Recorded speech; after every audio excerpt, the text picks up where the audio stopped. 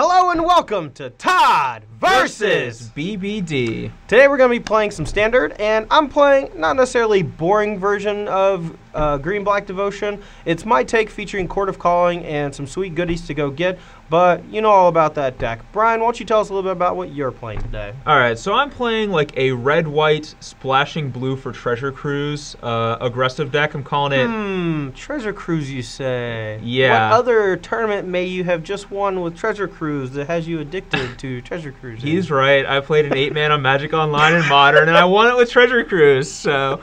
yeah. Hold on one second. High five for winning the Grand Prix. Yes. Nice job. Nice job. Needless to say, got a little bit of an addiction to the old cruise. Yeah, I've been actually injecting them into my bloodstream as often as I can. In fact, I've been attending meetings for the problem. Well, it's good that you know that you have a problem, and I will gladly go with you to these meetings if you need to. All right, so to further facilitate my problem, I'm just going to keep playing the card in every format. All right, let's see if it's actually good in Standard, because I'm not quite convinced yet. Yeah, I'm not convinced it's good in Standard, but I want to give it a run, and I felt like this might be one of the better shells, and obviously I think the shell can be made better. We probably want even more cheap cards, like maybe Defiant Strike or something like that. Titan Strength seems good with Seeker of the Way. Yeah, Titan Strength and things like that. So this is just a super rough draft, but basically the core of the idea is we want to use these cheap heroic creatures in Rabblemaster, alongside like God's Willing and some burn spells to clear the way. Sure. And then we want to refuel with Treasure Cruise when it's all said and done. So at its core, this is just a red-white, kind of like aggressive-y, heroic-y, prowess-y deck.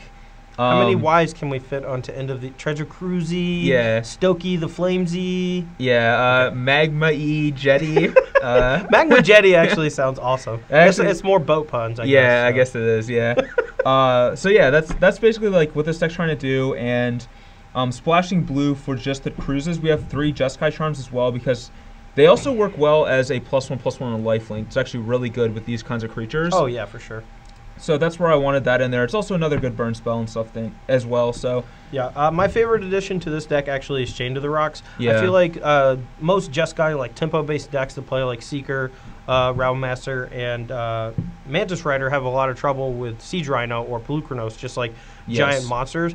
And having access to Chain to the Rocks, I think, helps a lot to alleviate that problem. Same with Jeskai Charm, too. I do love the 4 wooded foothills that only get mountains, and this, I assume, is primarily to just fuel Treasure Cruise? Yeah, so... No forest in the sideboard to... No, okay. I don't have I have 4 Sylvan Caryatid in the sideboard, just... feels like Tom Ross Special? Tom Ross Special, yeah. Dude, he can cast off a Burning Tree Emissary, duh. Yeah, yeah, but exactly, the wooded foothills are here just to fuel Treasure Cruise, and I'm not sure the ratio.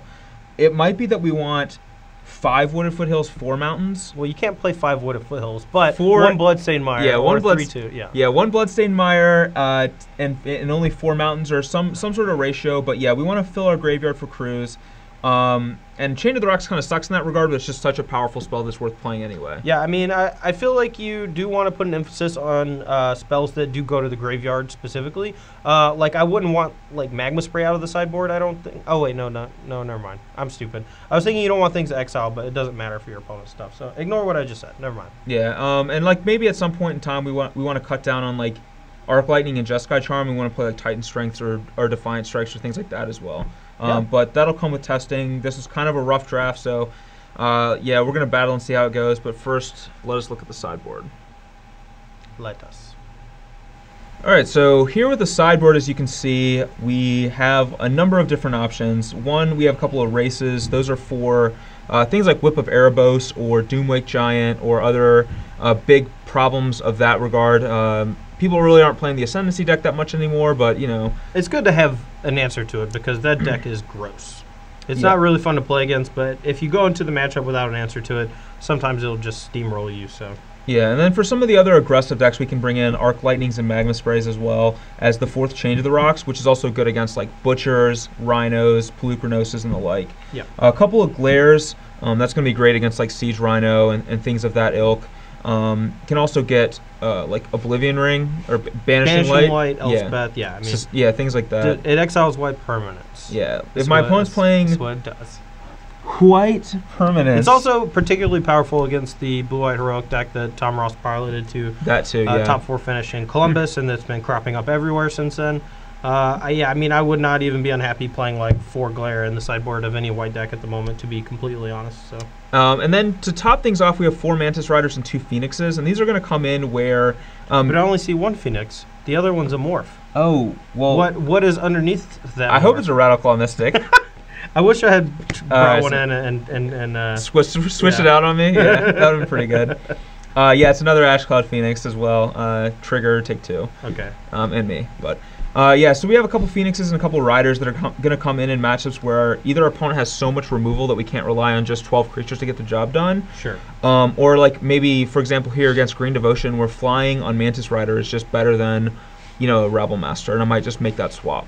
Yeah, I mean, I would not recommend like cutting the Rabble Master against any deck really. Even ones with like sweepers and things. It's mostly just like another threat. It's another threat, and if they have to sweeper your like first 2 guys usually because you can make your prowess guys like really big, really fast, and deal a lot of damage.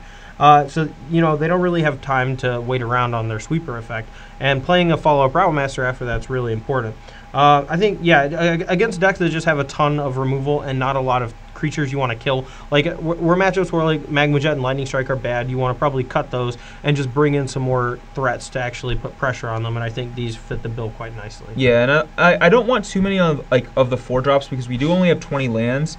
But in matchups like that, the game's going to go pretty long. Mm-hmm. We're probably going to hit a 4th land for Phoenix, maybe eventually even 6 lands to unmorph it. So. Yeah, sure.